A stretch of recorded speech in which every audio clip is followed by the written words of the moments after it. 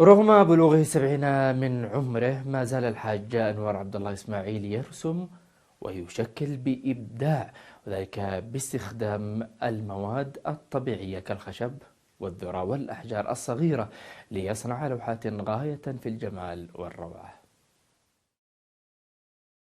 التقدم في العمر إلزامي، أما التقدم في المستوى فهو اختياري.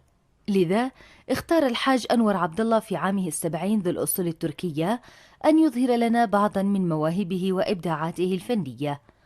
أول تلك المواهب والميزات إجادته للرسم، ولكن بشكل مختلف، حيث يستخدم أعواد الآيس كريم وأعواد أشجار العجور وحبات الذرة والجهيش والأحجار الصغيرة، والتي يصنع منها لوحات تمثل غاية الجمال والروعة.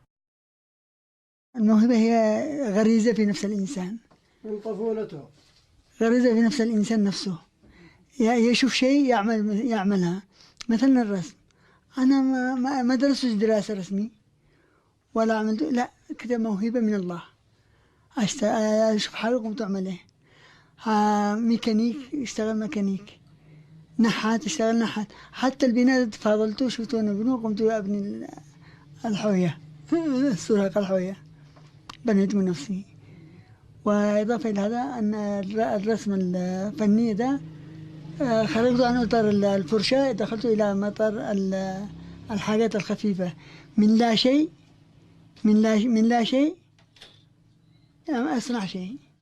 الحاج أنور رسام كاريكاتيري ونحات متميز أيضا، فحتى أغطية المعادن استخدمها لنحت صور شخصيات سياسية وتاريخية تجسد الزمن بمراحله المختلفة، ينظر لكل ما يصادفه بتفرد.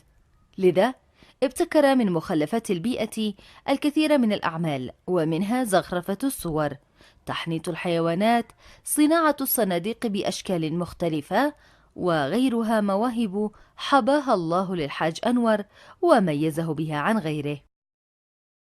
اللوحة حقيقة كلها من الحاجات البسيطة المنتهية، زي مثلا بقايا العقور، أعواد السكريم، أشياء كثير، حتى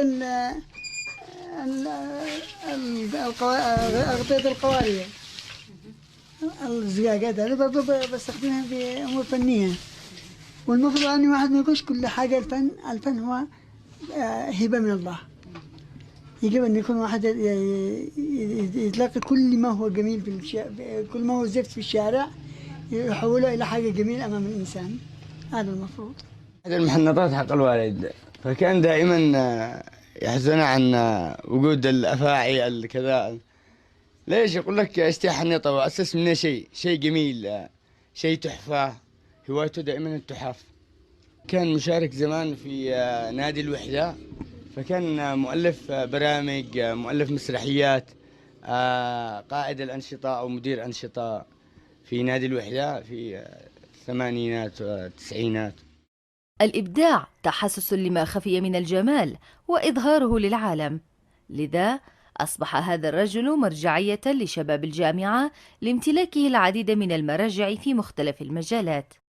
إنما إيش تلك الموهبة هي اللي تخلي الواحد يعمل كل شيء. المرء أصل كل ما يفعل، وأول الإبداع أن تظهر المألوف بشكل غير مألوف.